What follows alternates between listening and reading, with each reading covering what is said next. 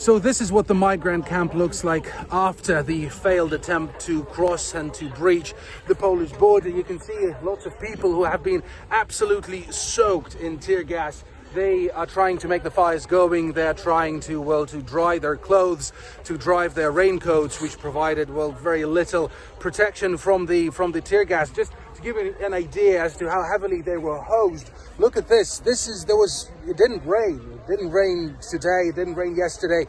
But yeah, this is what it looks like. It was created. I mean, this little, patch of what used to be dry land was turned into this by the sheer amount of tear gas used by the Polish military police, by the Polish border guards. So the camp is like this. It's a bit of a lull.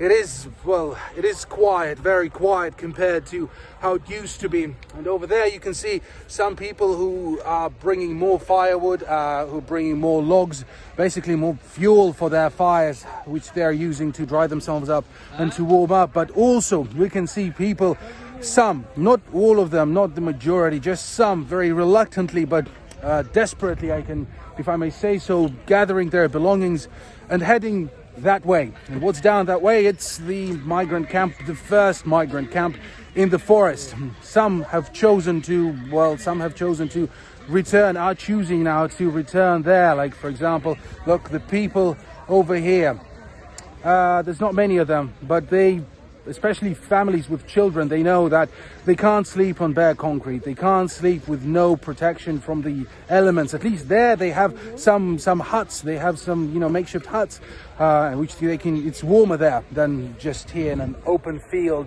especially with no tent, even with a tent still. So it looks like the forceful attempts to force their way into Poland. That attempt was the first and the only one, and it doesn't look like there will be more attempts. There will be more scuffling.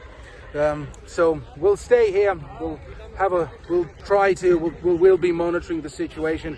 But right now there's a sense of desperation, filling up the air, along with the very distinctive smell of tear gas.